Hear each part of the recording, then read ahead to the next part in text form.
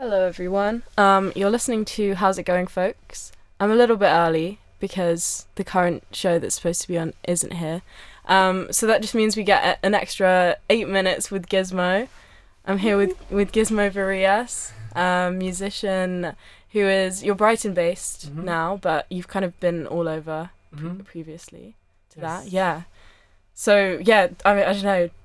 Would you mind saying a little bit about like where you've been, because you've been Spain. Yes. Well, you were born in Spain. Yes.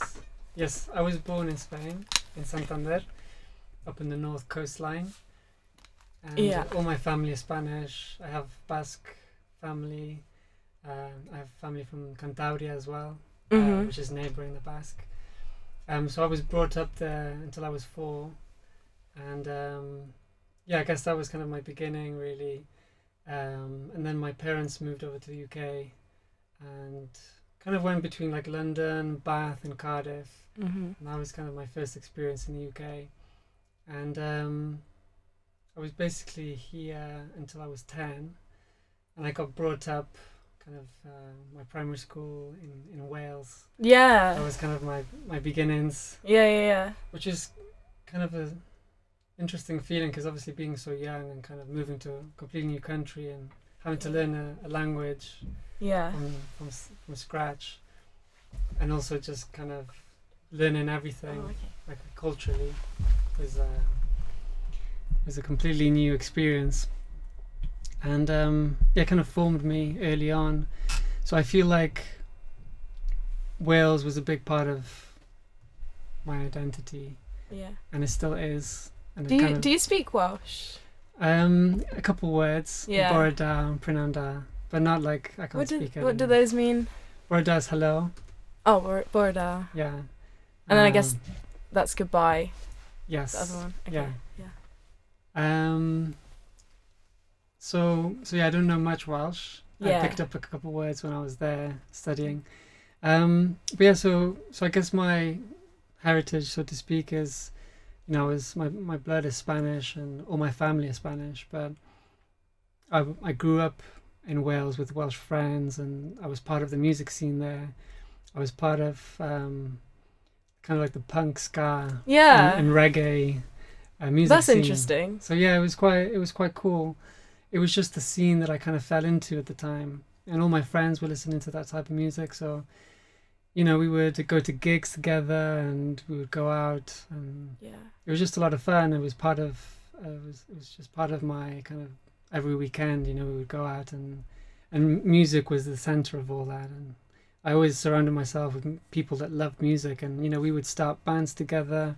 My first ever band was kind of punk ska band, and we just started up with some friends just to have fun. I was always playing guitar, and I actually started playing guitar when I was in Spain. Kind of started with like the flamenco and Latin rhythms, because it was by chance that there was a Spanish guitar teacher in the same building as where my family lived, and he was always playing guitar every day, and I was walking past when I was going to school, and one day I was just like to my dad, could I please start lessons, because I absolutely love the sound of this instrument. So that kind of got me started with guitar. But then later on in Wales, I kind of, got into the ska scene and started playing with the electric guitar and kind of finding my own thing. Did you start singing around that time as well? Kind of, yeah. It was an interesting time, because I really didn't consider myself a singer. For me, it was always about the guitar. But, sometimes I would do some backing vocals to some of the songs, and I started kind of doing that. But it wasn't until much, much later where I started to sing my own songs. And it was mainly because I was writing music, and it kind of led me on to singing, and that kind of went on to a whole new path later in my life, in my 20s. But the ska punk scene was kind of my adolescence, let's say. And then later on, I moved to London. That was kind of like my first move away, where I kind of my first choice, as an adult, kind of where I wanted to go in life. I decided to move on to London because I wanted to pursue music, and I thought that was the best place at the time to do it. Yeah. So yeah, I started an indie rock band, and I kind of that was kind of my thing at the time. You know, I really wanted to make this band and kind of get out there, do lots of gigs, and get into the scene there.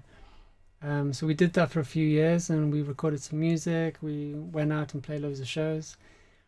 But you know, after some time, kind of people went their own ways, and the band kind of dispersed. But around that time, that's when I started writing music as a solo artist. Yeah. And yeah, I was always writing music anyways. Even back when I was a teenager, I was always writing stuff on my own and kind of recording stuff in my bedroom and stuff. And I didn't really kind of take it seriously until my band kind of dispersed, and I released something online and it got picked up on BBC Introducing. And that's around the same time when I found my management and I kind of started working with them. And then I kind of started taking it a little bit more seriously. It's like, oh, you know what? Maybe this has legs, because it's kind of finally, this was the first time when I started to see like some sort of traction. Up until that moment, it was quite hard, you know. I mean, I was at least 8 years, maybe like 7 years in London at that time, and with the band, playing lots of shows, doing all sorts of stuff. But there wasn't that appetite for it for some reason. Maybe it was the wrong time to be in an indie rock band. It was kind of past, I think. Yeah. Either way, it just... What sort of time was this? I think this is around probably like 10, 12 years ago, something. It's quite a while ago. Yeah, because I started when I was... Well, even longer. I could have been 15 years, because my career as a solo artist is about 10 years. It's coming up to 10 years next year. And I already was in the band by then, so a couple of years with the band. So yeah, it was around 13 to 15 years, I think. Yeah. But yeah, it was past the kind of the height of indie music, I think. And I mean, there's obviously loads of indie bands now that are doing really well, but either way, I kind of fell into just being a solo artist.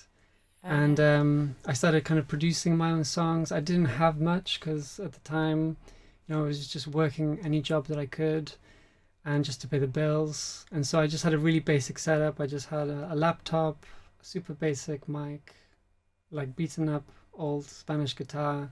And I just started writing songs and recording them in my bedroom. And then I bought a couple of like percussion instruments as well, and kind of just started to arrange the songs, and that's how my first album happened. Yeah. Which is quite an interesting story, because kind of, you know, I released the music, and you know, I had some nice reaction to the music, and people really loved it. But it wasn't until maybe 5 years, 5, 6, 7 years, until it kind of naturally just really took off.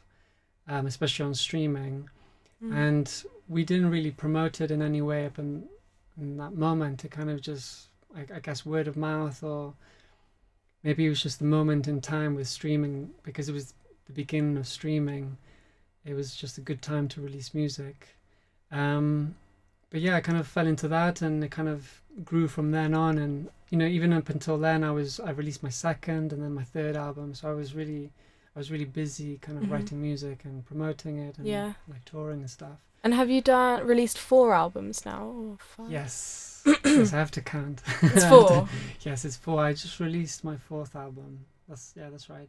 Yeah. And my 3rd album I released during the pandemic, which was a really strange one, because I didn't get to like promote it in any way. Like, we didn't go touring. So that was an interesting one. It feels like the ghost album. Like, we released it and I put it out there because I didn't want to like hold on to it for too long. But at the same time, it kind of represents that moment in time. Yeah. And then the 4th album, which I released a year ago. And that was kind of written, well, I moved to Brighton. So it was after the pandemic. Well, it was during the pandemic, and soon after I decided to move to Brighton. I felt like after being like 10 years in London, I got really tired of the big city, and it kind of was really draining on me. Yeah. And I just really missed nature. I think during the pandemic, one of the biggest takeaways for me was how much I miss being around nature and that kind of grounding that I get. and also missing the sea as well, because I was born in Santander, up in the north coast. Yeah. So I spent a lot of time there as a kid. So being in London so much and for so long, and trying to pursue music, and you're grinding away. You kind of lose touch with like basic stuff, and the pandemic was a bit of a wake-up call for me. And so that's why we're here now in Brighton, and being next to the seaside and nature has been amazing for me. I'm super happy, and it gave me the space to be able to write my fourth album. And actually it was like halfway through writing as well, like I had a lot of things happening in my life. Like my dad passed away. Yeah. I've moved home, and we got some dogs, and I don't know, there's just a lot of change going on in my life. So I had a lot of things to write about for this album. And that's kind of the story, I guess, of how I got here. Yeah. Okay, that's brilliant. That's like a good all-round like synopsis. Yeah, but we'll come back to various topics within that throughout the show. I'm gonna kick things off with this show's episodes, since it's now 10, with a song by a friend of mine's band. This is called the band is called the Scarebears, and the song is called Scapegoat, and this song is available on Bandcamp. And then after the song, we'll get back into Gizmo's story and the songs that he's picked to listen to as well, and some live songs as well. I can see a flag outside my window. It's flying high like the rise of the right. But there's a liberal compulsion to deny a rising tide until it's too late. Then they were always against it. But the planet is on fire and this country is a cesspit.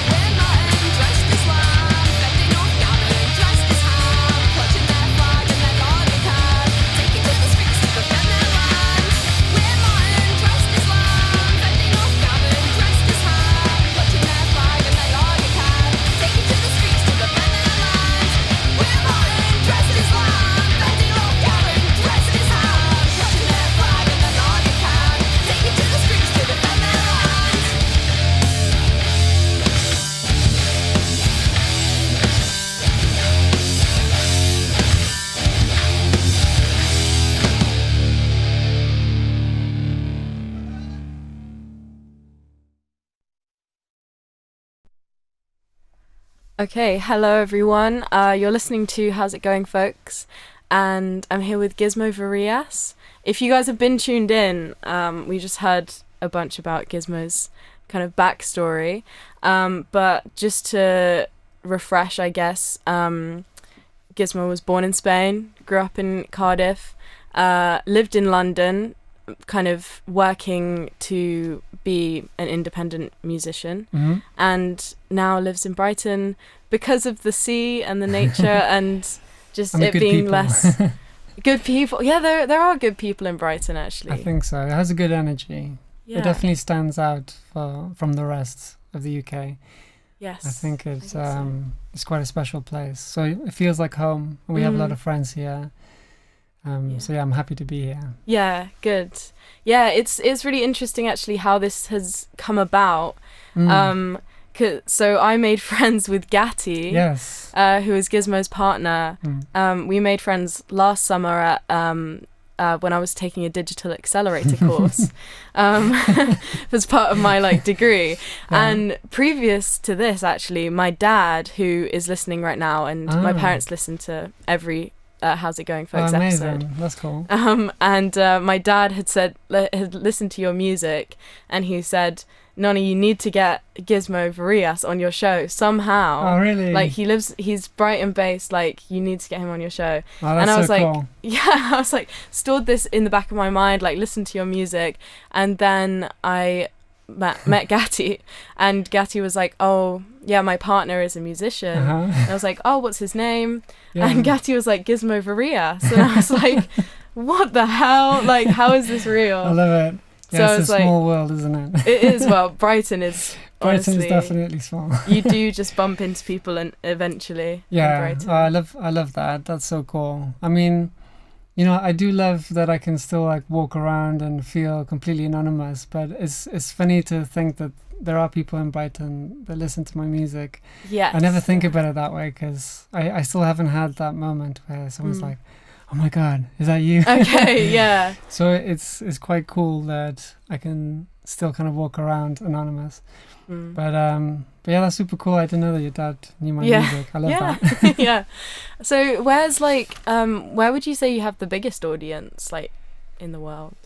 And it's really hard to say because until you kind of go out touring and you meet fans, you don't know where they are. I mean, I literally just started redoing these live jam sessions that I do online on Instagram and on YouTube.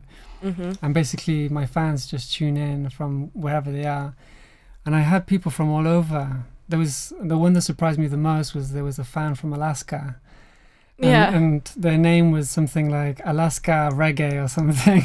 And I just found it so funny that there's someone in Alaska that listens to reggae. It's like that, two kind of polar opposites. But there's people from all over, Latin America, Mexico, Bolivia. I've had people from Turkey. And yeah, I mean, I do a lot of touring around Germany, Switzerland, Austria, and most parts of Europe as well.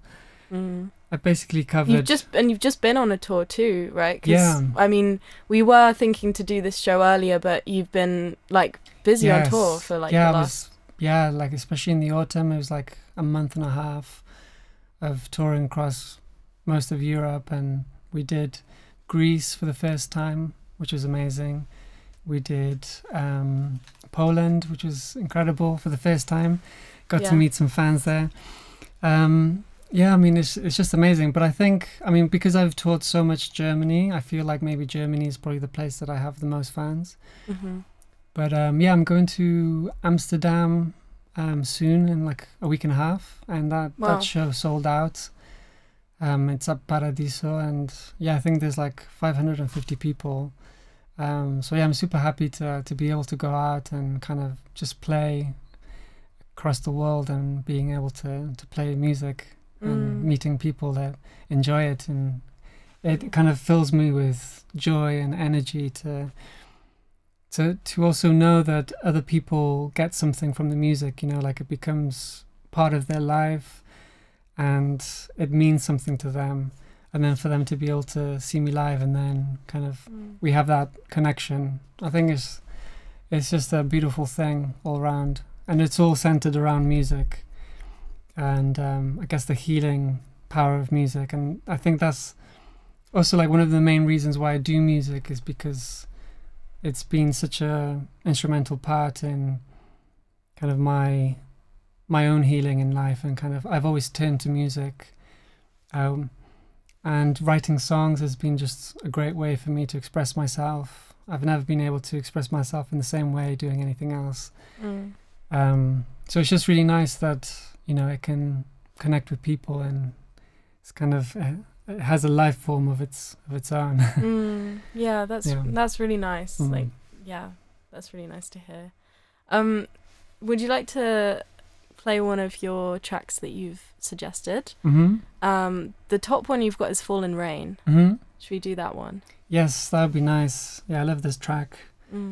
It's a really dreamy one, and it's one of those that I would just like play on repeat. Like sometimes when I hear a track and there's something about it that just puts me in a certain mood, like I really just put it on repeat, and that'll be like the only thing I listen to for weeks.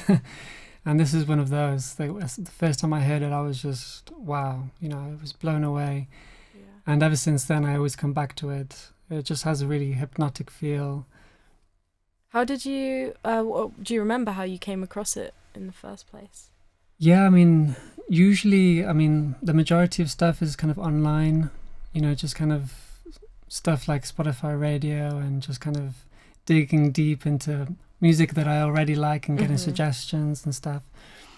And yeah, I mean, I do remember it well because I was stuck on it for a while. And I was just kind of listening to it without doing anything else, and just kind of thinking, wow, what is it about this song that I'm so drawn to?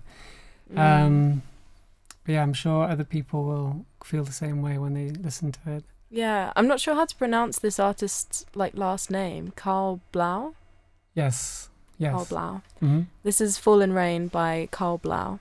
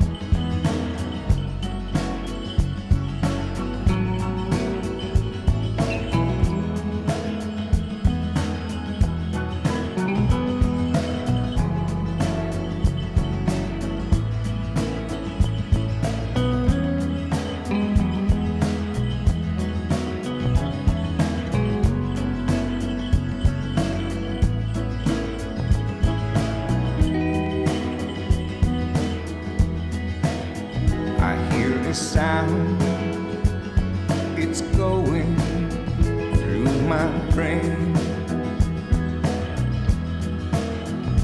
I hear talk of people, I feel the falling rain. I see a man crying 'cause the whole world has let him down. Kids are laughing at the funny faces of a clown. My mind is like a spring in a clock, it won't unwind. I can't see, I can't think, I can't feel out of time. I'm up then I'm down,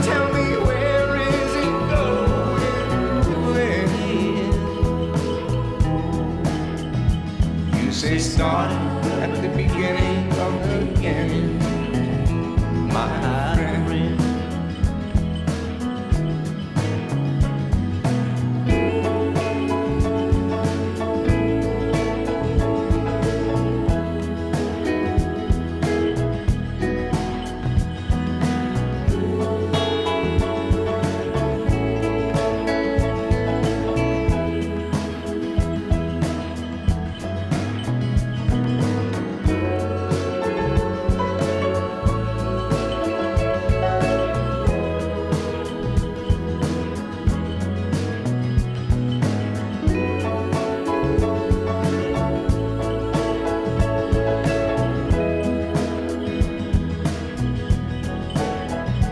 I hear thunder,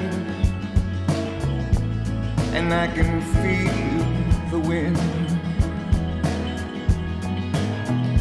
I can see angry faces in the eyes of men. And don't forget Kent State, where kids lay bleeding on the ground. And there's no place on this planet where peace can be found. So there'll be stabbings and shootings and young men dying all around. Going through my brain, and I can still hear the sound. I hear talking of people, the whole world has gone insane. All there is left is the falling rain.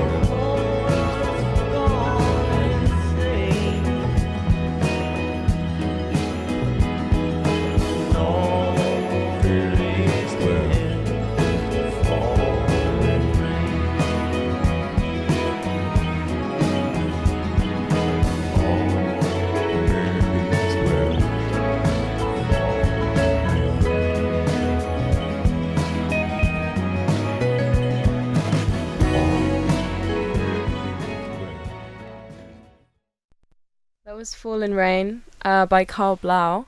Yeah, that was the first pick from Gizmo's playlist of songs. Yeah. So we kind of talked a bit about you starting out in music and like the ska Yes. band you were in. Yeah. Was there like a big ska scene in Cardiff at the time? Like Yeah. I mean, there was a local scene where there was lots of local bands that were comprised of our friends, and they would play lots of shows. There was a barfly in the centre of Cardiff, and we went to see loads of bands there. We'd go to like Swansea as well to go out for festivals. But yeah, I mean, there was just a really big scene, and for some reason the punks and the ska and reggae, they always blended really well, and there was always, everyone just congregated and we always just got to know each other. And I think it's mainly because of kind of the influences from the 70s, bands like The Clash, that we were all huge fans of, and people like Joe Strummer, who, you know, he was one of my idols growing up, and he was always a very open person, and he was really open to other styles of music. And as I've grown older, I've realized that I love artists that are like that. They're quite open. And, you know, his influences from Jamaican music and how he blended that with his kind of punk background, and the way he wrote songs with kind of like a political statement, all of that really resonated with me. And, you know, artists like Bob Marley as well, that had, obviously music was a big part, but also the kind of the social impact that his music had was almost as important. I've always loved people like that. You know, Manu Chao is another example. I've always loved his music and kind of how he speaks about things that are on his mind in his lyrics, and also how he was really inspired by different types of music from around the world, music from Latin America and Africa. And I don't know, I think that was all very subconscious growing up, but I was always drawn to people like that. Other artists like Paul Simon as well. He was really good at songwriting and blending those different influences into what he does. And it wasn't until, you know, doing lots of interviews and people asking me, like, what do you like? Who are your idols, and who do you look up to? And I, you know, make a list, and then suddenly I draw a parallel between them all, and they all have those things where they kind of, I guess, quite international in a way. Yeah. And I feel like maybe I'm that type of person as well, because, you know, even though I was born in Spain and I was raised in the UK, I always felt a bit like the outsider.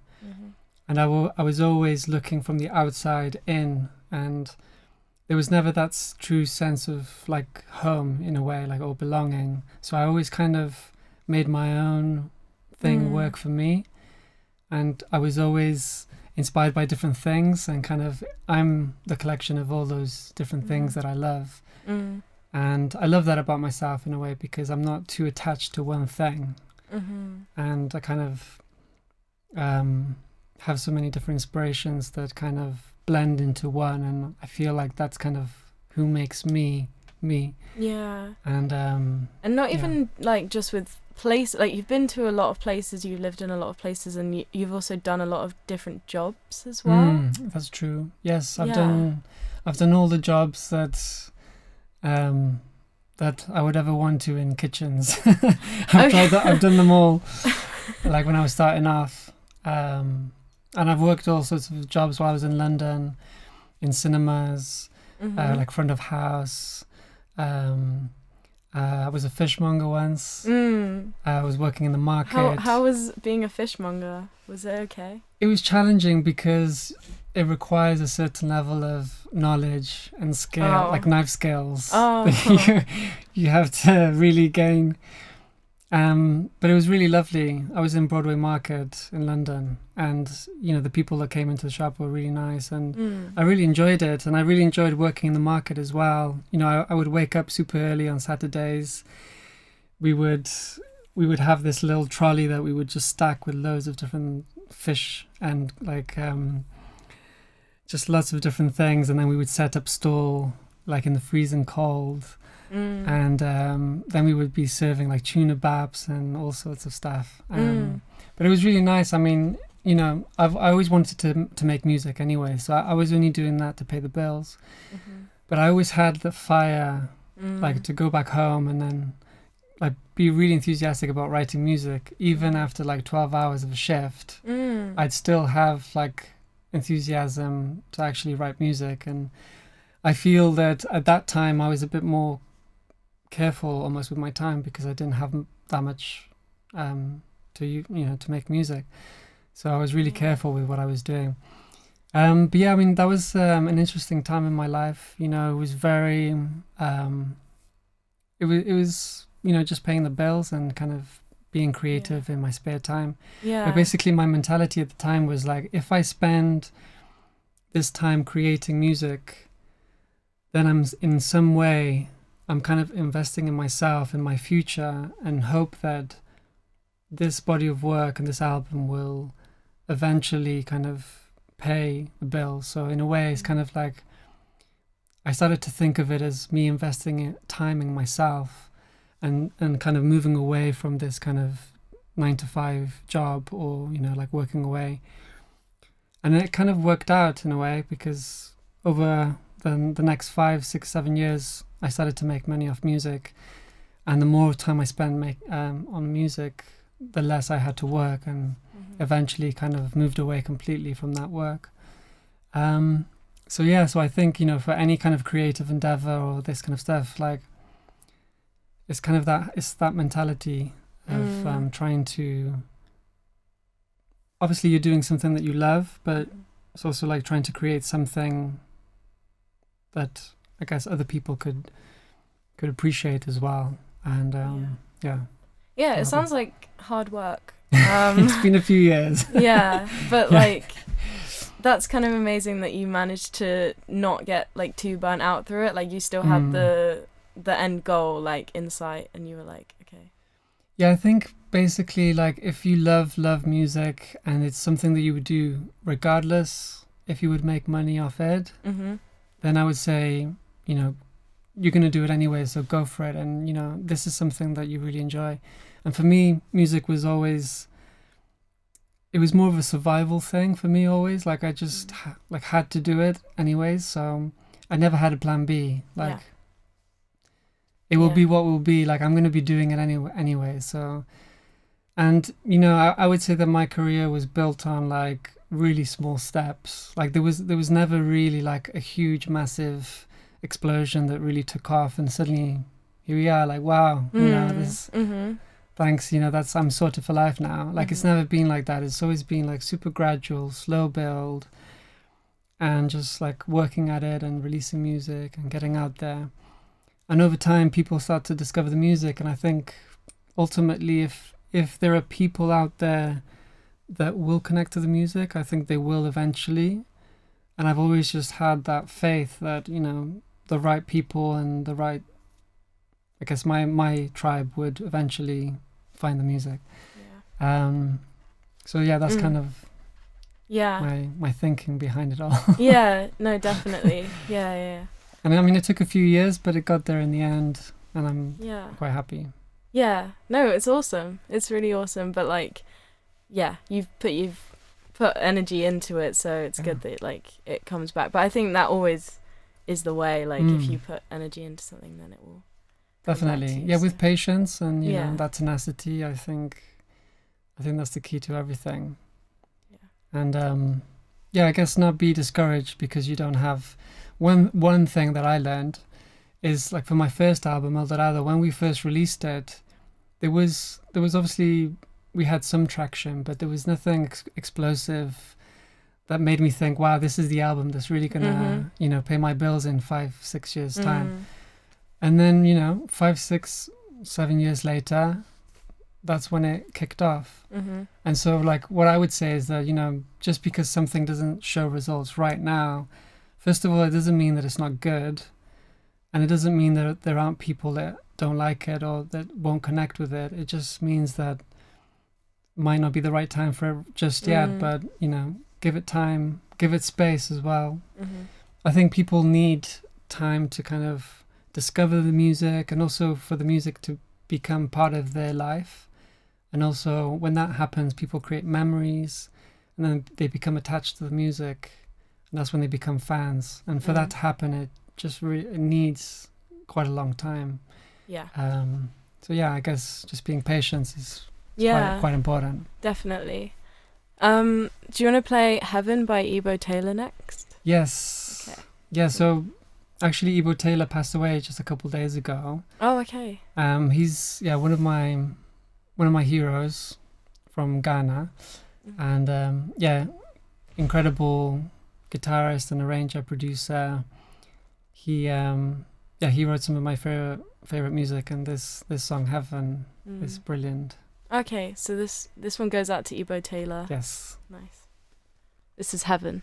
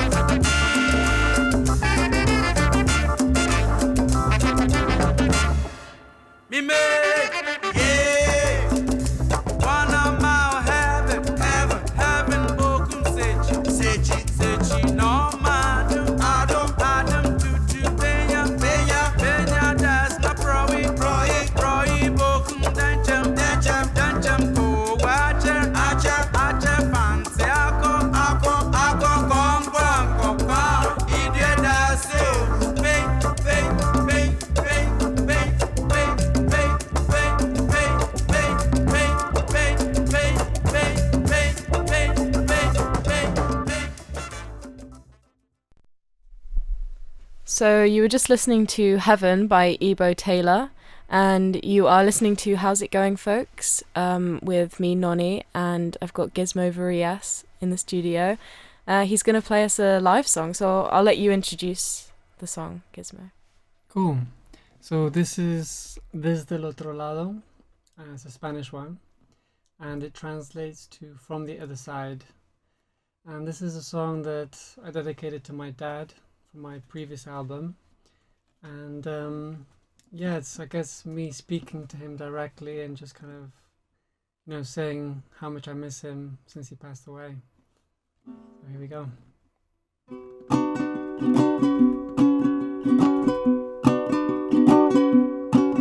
Las noches son frías, las mañanas vacías.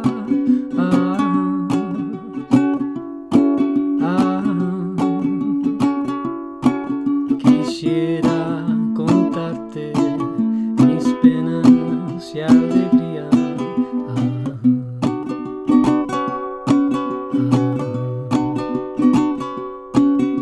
Escucho un susurro, es tu voz en la distancia.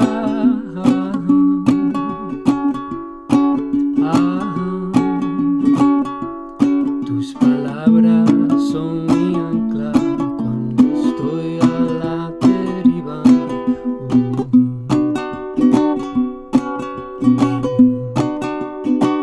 Te siento y te llevo, te sueño y te extraño. Sin más te fuiste, cruzaste frontera. Un cambio en los vientos, un cambio en la marea. Sin más te fuiste, el final no espera. Te siento desde el otro lado.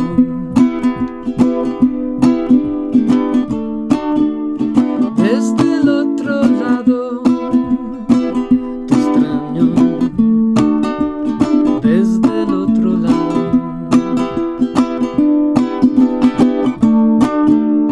Desde el otro lado te extraño.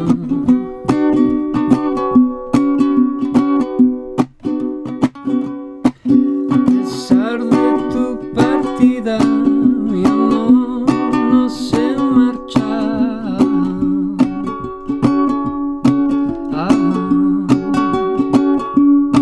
Estás lejos pero cerca, late tu presencia.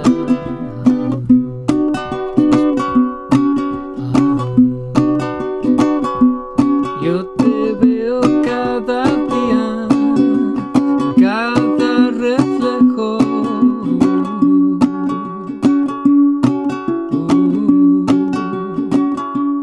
Aparece tu sonrisa en mi espejo.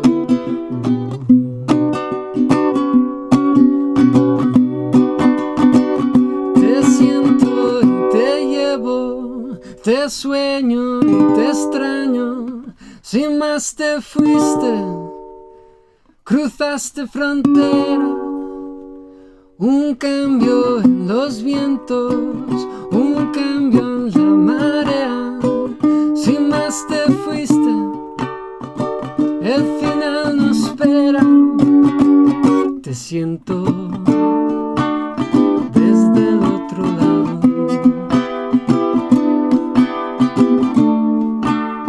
Desde el otro lado te extraño. Desde el otro lado.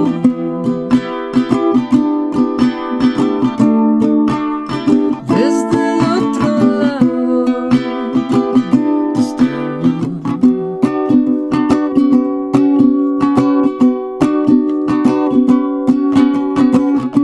Aquí estaré, aquí estaré. Oh, algún día te veré. Aquí estaré, aquí estaré, te veré otra vez. Te sueño y te extraño, sin más te fuiste, cruzaste frontera, un cambio en los vientos, un cambio en la marea, sin más te fuiste, el final nos espera, te siento y te llevo, te sueño y te extraño. Sin más te fuiste, cruzaste frontera, un cambio en los vientos, un cambio en la marea. Sin más te fuiste, el final nos espera. Te siento desde el otro lado.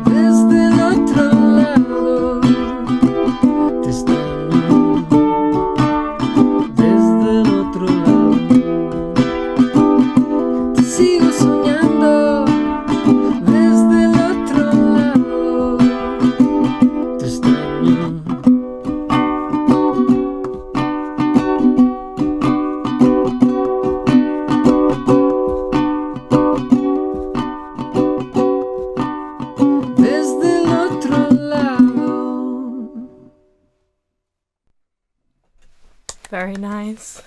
Thank you. That was beautiful. Yeah, that was El Otro Lado.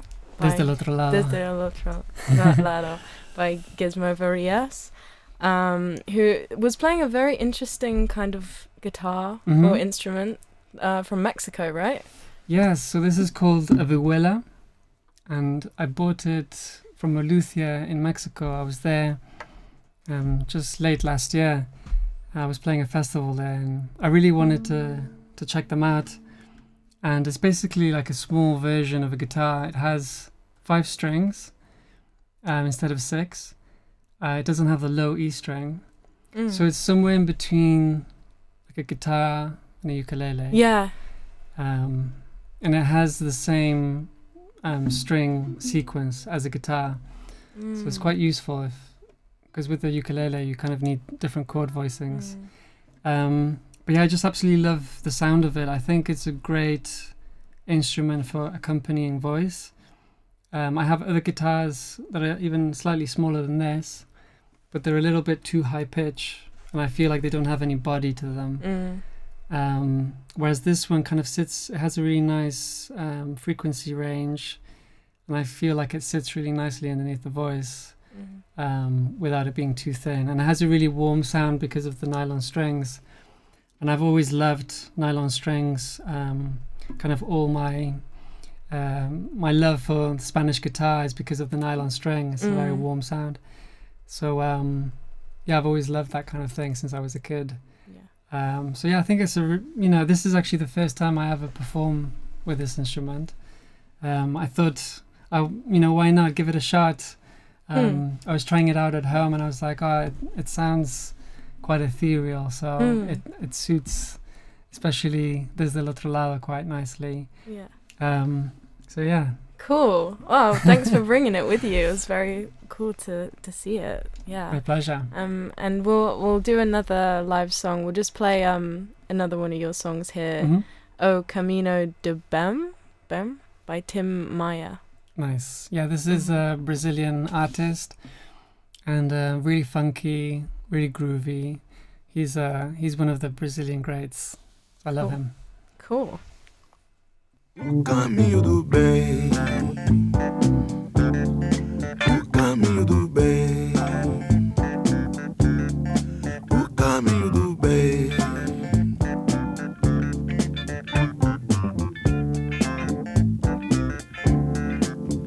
Já iniciou, está acontecendo. racional. Muitos estão sabendo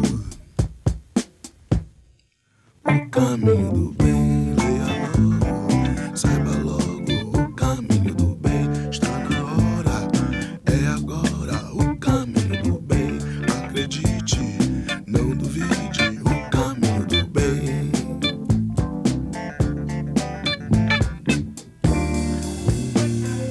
O caminho do bem é um só caminho.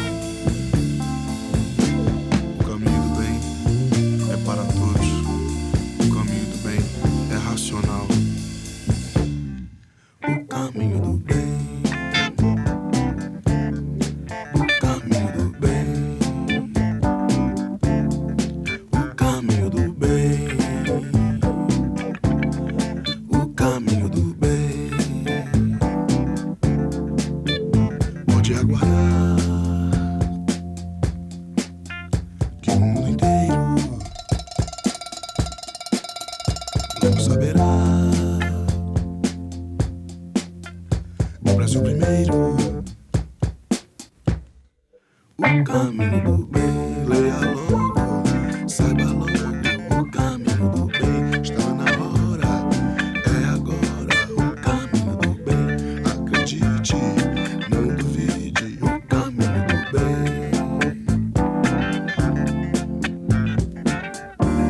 Vida modesta e fecunda, amor de um doce paraíso.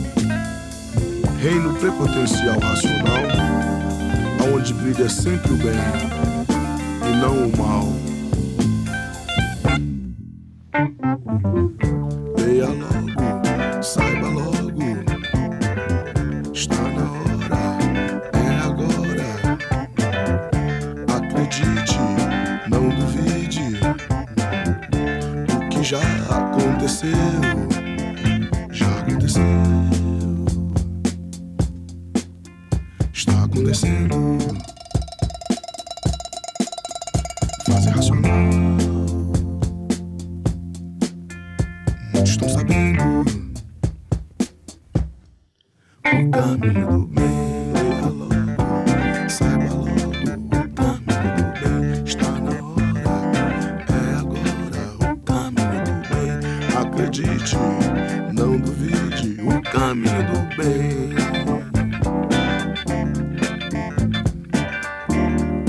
Numa natureza onde não existe regulagem, não pode existir o bem. O bem só pode ser encontrado na imunização racional. O caminho do bem. O caminho do bem. O caminho do bem. So that was O Caminho Do Bem and by Tim Maia. And yeah, Gizmo is here with me. We were just talking about his live jams that he's been doing on his Instagram, I'm guessing. Yes, I'm doing on Instagram and on YouTube. Okay. YouTube is nice because it's kind of horizontal, so you see the whole studio. So, Yeah. so it's basically it's kind of live streaming on Mondays. I do it every Monday now from 7 p.m. For an hour, and I'm basically live streaming me kind of creating music on the spot and kind of improvising and creating ideas. And it's also an opportunity to kind of interact with fans and, you know, any kind of questions that people have, or, you know, it's nice to get people tuning in from different parts of the world. But yeah, ultimately it's kind of the idea that I had for it was me making music while people have that going on in the background while they're doing stuff, like maybe cleaning the house, or maybe they're cooking, or they're having dinner, or reading a book. There was literally my latest one yesterday. I think it was yesterday, wasn't it? Yeah, today's Tuesday. Yeah. I swear, like it feels like there was 3 days since yesterday. I know. But yeah, there was actually someone reading a book, which I thought was really cute. So yeah, so it's just something that I came up with during the pandemic. I really wanted a way to be creative, but also have something that I can post on socials. Because I think one of the challenges of being an artist today is that there's such a high expectation to be constantly posting. And especially during the pandemic, I felt like it was really taking away from being able to create music and to be able to like create in general, be creative. Because then I would just end up spending days creating content, and I was like, well, am I a content creator or am I an artist that makes music? So that's why I thought of the idea of creating these jam sessions where I can create music, I can be creative and do at least work towards something, and also take those clips and be able to post them on socials and be active for that way. So like right now I'm working towards writing an album.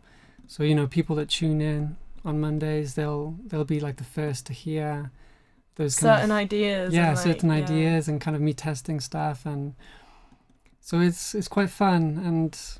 And it's also just an insight into my general life, because this is literally the room where I record music. It's in my house. It's the studio that I've just built. I guess that I've been building throughout these years, because ever since I started, I've been recording at home in my bedrooms. Since I've started, I've moved quite a few times.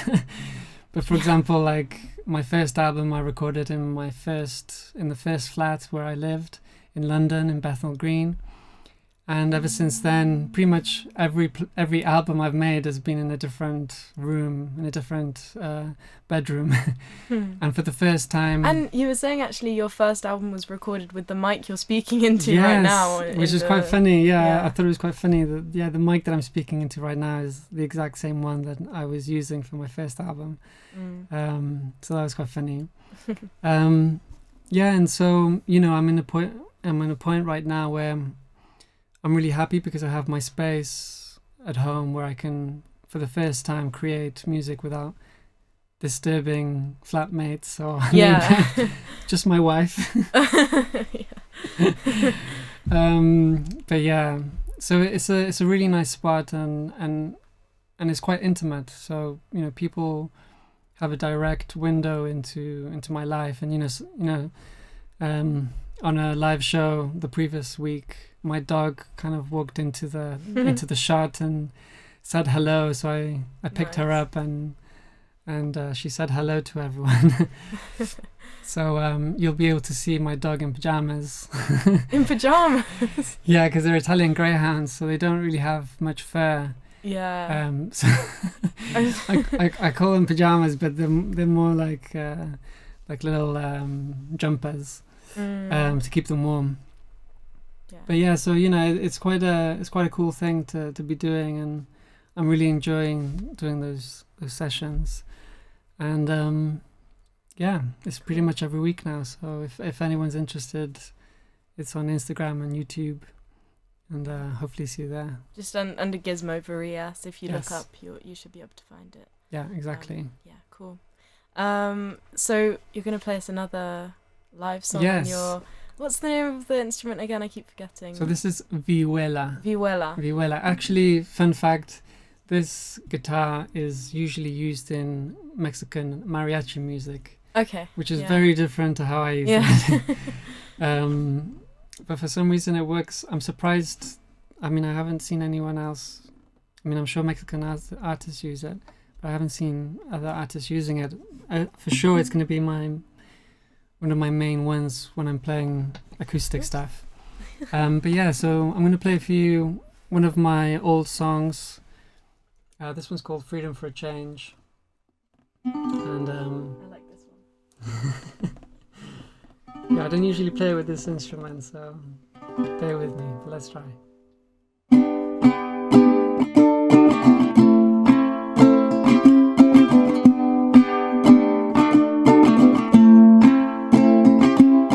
Everybody wants just a little redemption. Everybody needs just a little affection. Everybody hurts. Everybody heals. Everybody wants just a little connection. Everybody needs just a little affection. Everybody hurts.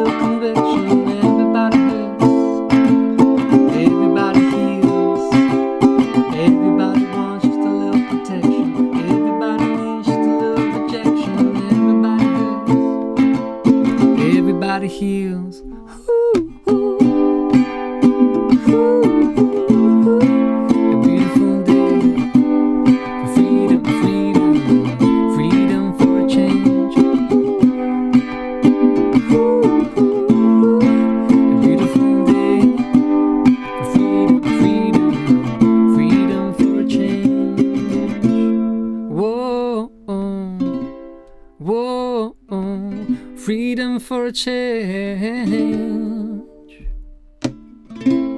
Whoa, whoa, freedom for a change. 'Cause everybody wants just a little redemption. Everybody needs just a little affection. Everybody hurts. Everybody heals. Everybody wants just a little connection. Everybody needs just a little affection. Everybody hurts. Yes, everybody heals. Hoo, hoo. Hoo, hoo, hoo. A beautiful day for freedom, freedom, freedom for a change. Hoo, hoo, hoo. A beautiful day for freedom, freedom, freedom for a change. Freedom for a change. Ooh, ooh, ooh. Beautiful day for freedom, freedom, freedom for a change. Ooh, ooh, ooh. Beautiful day for freedom, freedom, freedom for a change.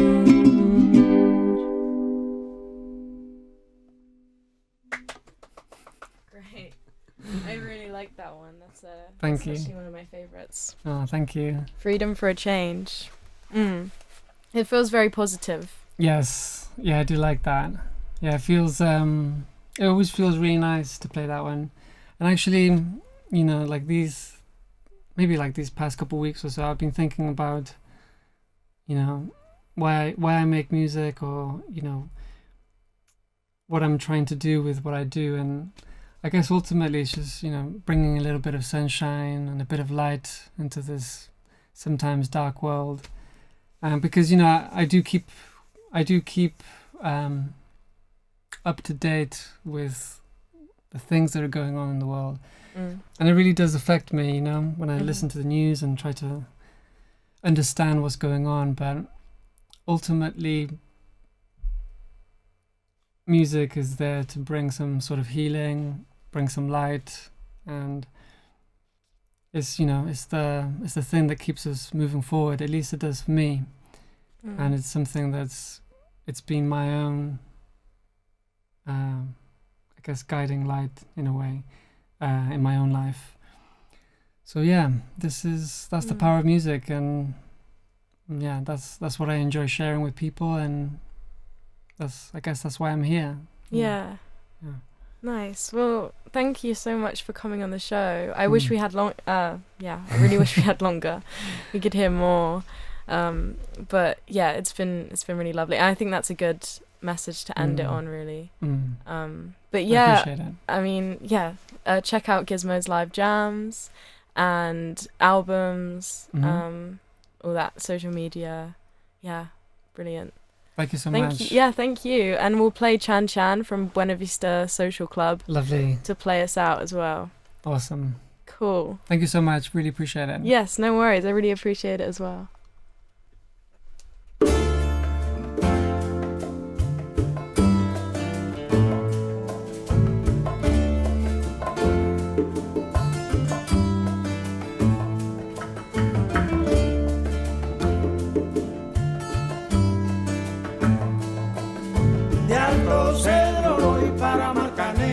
Llego a Puerto, voy para Mayarín.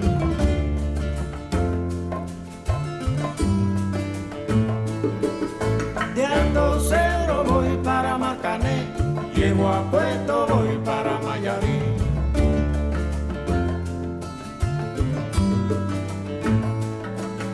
De Alto Cedro voy para Marcané. Llego a Puerto, voy para Mayarín.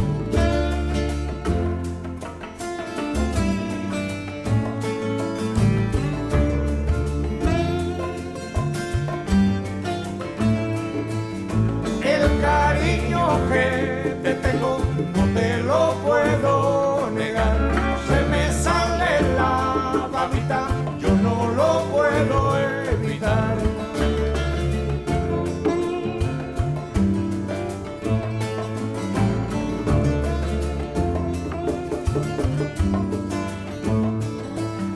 Cuando Juanica y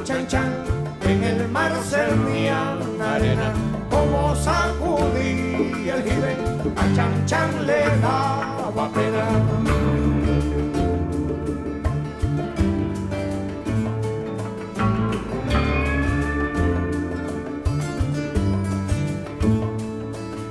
Limpia el camino de paz, que yo me quiero sentar en aquel tronco que veo y así no puedo llegar.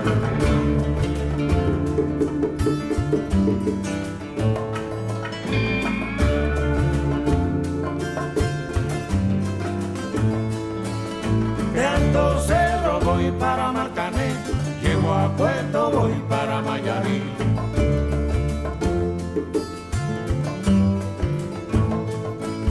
De Alto Cerro voy para Marcané, llego a Puerto, voy para Mayarí.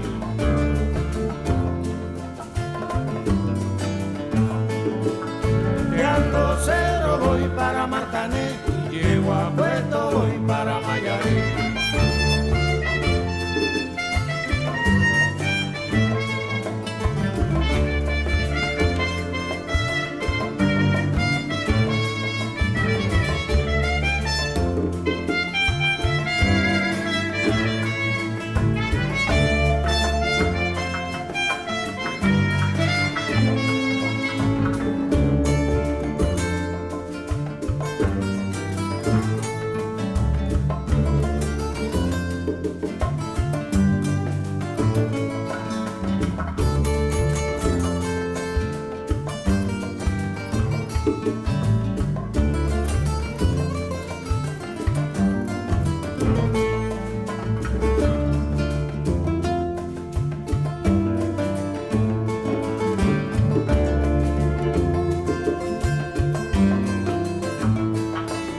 De Alto Cerro voy para Marcané, llego a Puerto, voy para Mayarí.